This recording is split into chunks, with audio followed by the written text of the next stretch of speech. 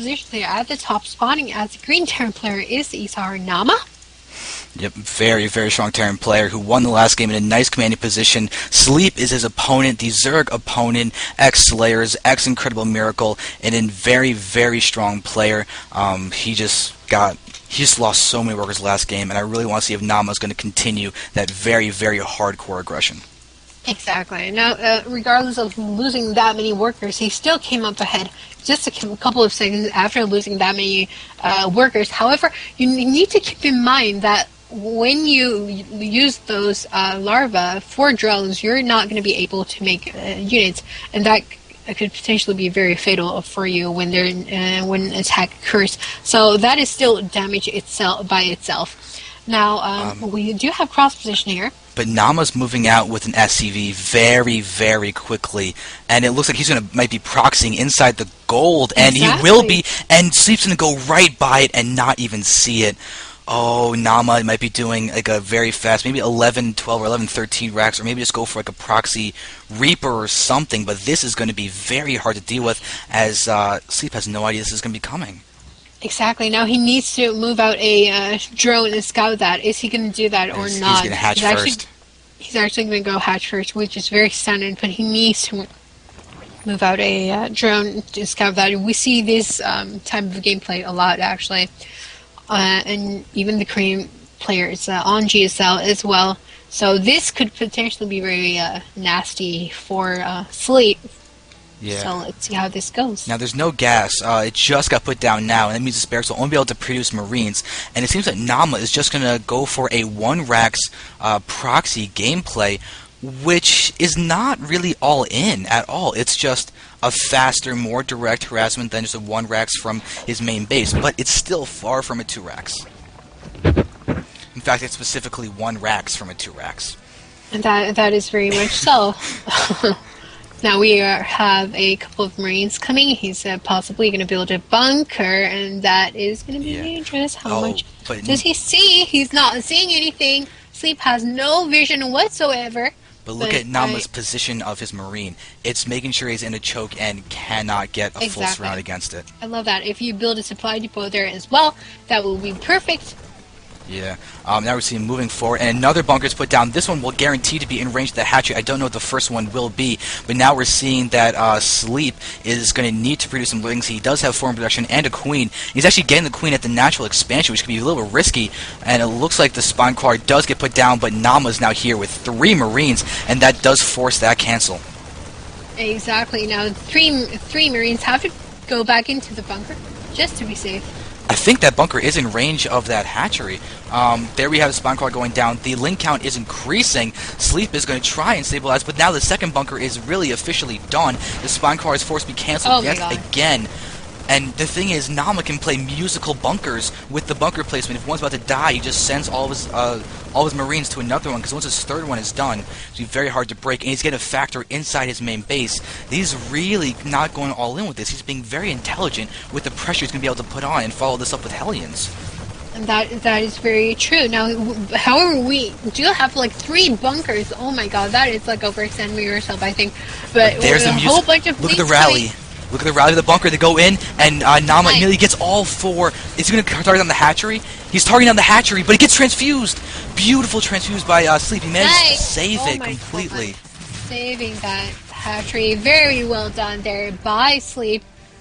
Completely negating this attack. However, he did, of course, force his opponent to make a lot of links instead of making drones. So let's take a look at the harvester numbers. It's actually equal right now. However, there is an expansion up and running for Sleep, whereas Naama has no expansion started, but he's going to go for the Banshee player. And he's got the Hellions too. He's really, really just investing so much in harassment right now. He's trying to play an even more aggressive game than that last game, because you can see there's not a single command center on the field or coming. He's even going for cloak with the Banshees. He's relying on the delay tactics that he's done by dealing a lot of damage to Sleep in terms of his economy and everything. And hopefully that cloak is what he's going to be banking on to really deal damage. Exactly. At the same time, we have an Overlord just at the edge of the base of Naama, so that's going to see what's going on there. He doesn't see a command center as of yet, so he needs to get worried as to what is going on here.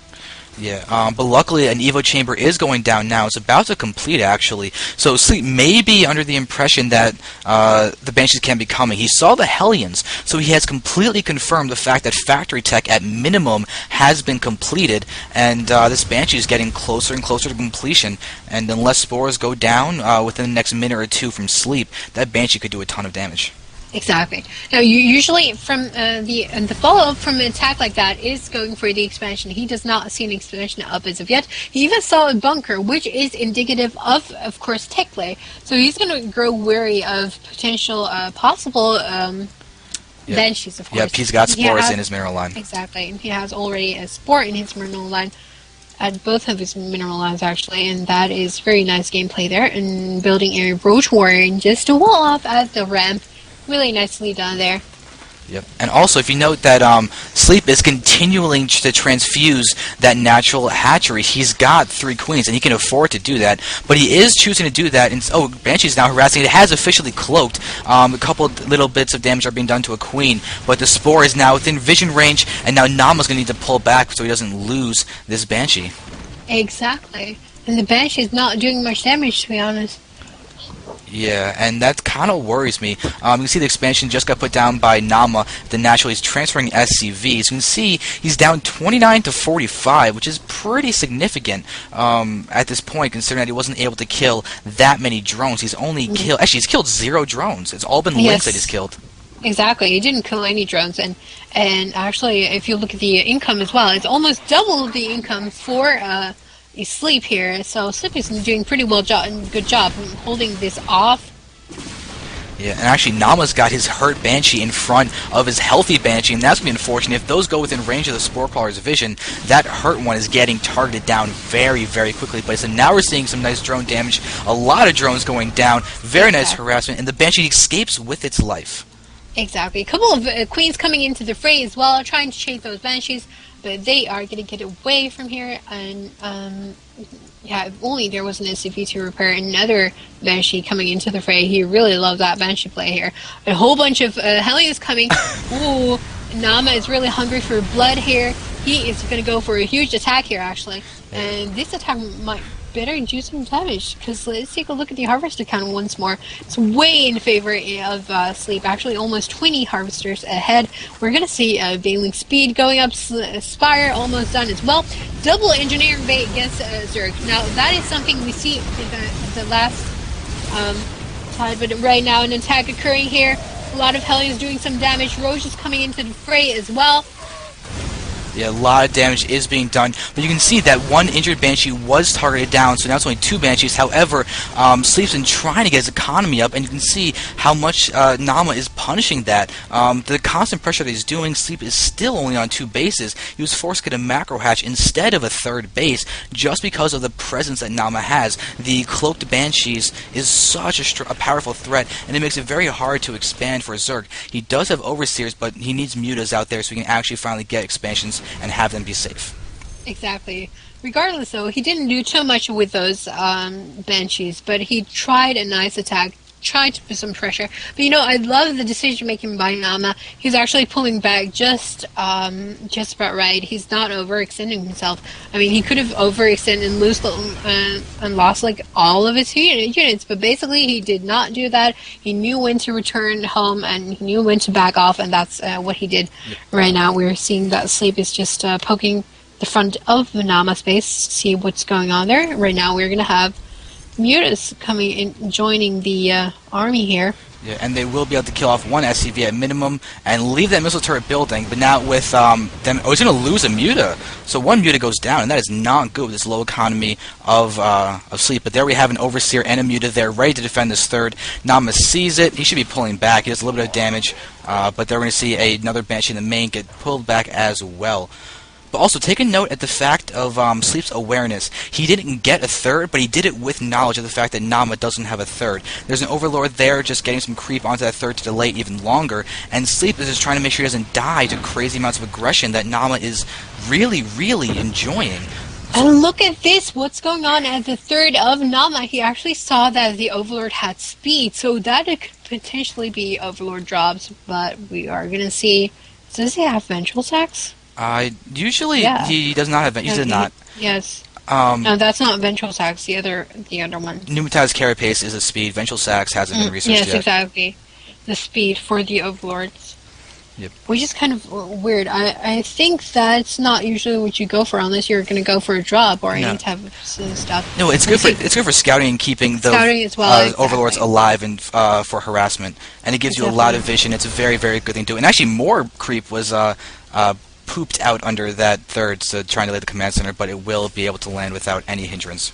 Nice. Only steaming a couple of his Marines, not overextending himself. That's exactly what you need to do, because Sleep is at this point trying to cause Naama to do more mistakes, make more mistakes, to do more damage to himself by overextending to that stim, but that's not going on. I love that Sleep is constantly putting pressure, and that's exactly what you need to do with your mutas. Mutas are harassment units. You need to harass your opponents, lock your opponent down while you're while you're just droning up really hard, and he's actually taking his 4th right now, which is a really nice decision. Yep, and now you see the mutas are pushing in. There's very little defenses. He found a very nice point of attack, and he might actually be able to deal some damage to this armory, possibly take it out. That'll be big if he can stop that +1 weapons. The armory goes down, and that +1 was researching as well. So that gets denied, and look at all these SUVs are just pulling back, not mining. That is huge damage itself as well.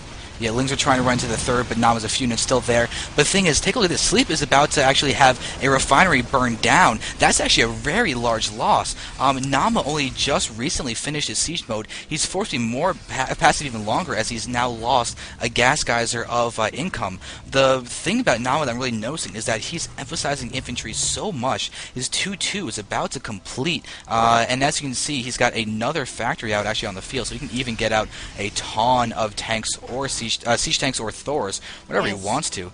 Just a matter guys, I want to emphasize this.